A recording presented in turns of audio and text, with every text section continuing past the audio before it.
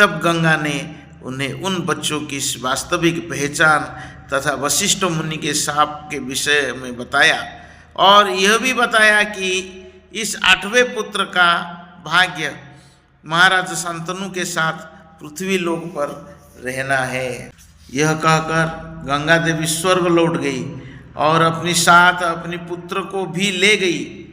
उन्होंने शांतनु के वचन दिया कि 16 वर्ष पश्चात वे उससे एक प्रतिभावान शक्तिशाली योद्धा बनाकर उन्हें लौटा देंगी। उस पुत्र का नाम हुआ देवव्रत। एक दिन महाराज शांतनु वन में शिकार खेल रहे थे। वहाँ उनकी भेंट एक मछुआरे की पुत्री सत्यवती से हुई।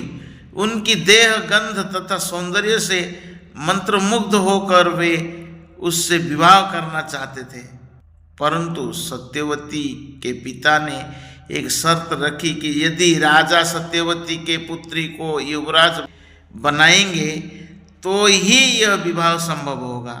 राजा का पुत्र देवव्रत पूरी तरह सुयोग्य युवराज था और वे अपने सुख के लिए उनका पद नहीं छीनना चाहते थे।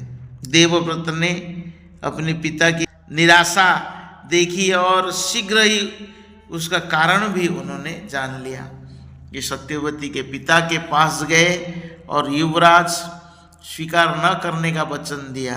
इस पर भी सत्यवती के पिता का संदेह बना रहा। देवव्रत ने अपना अधिकार छोड़ दिया था, परंतु यदि कल देवव्रत के पुत्र अपने अधिकार का दावा करेंगे तो सत्यवती के पुत्र का क्या होगा।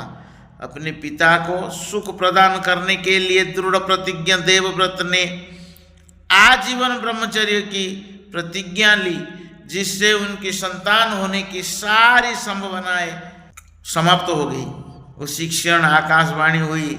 भीष्म अर्थात भीषण प्रतिज्ञा करने वाला। महाभारत के पहले अध्याय और परिशिष्ट में इस घटना का वर्णन है।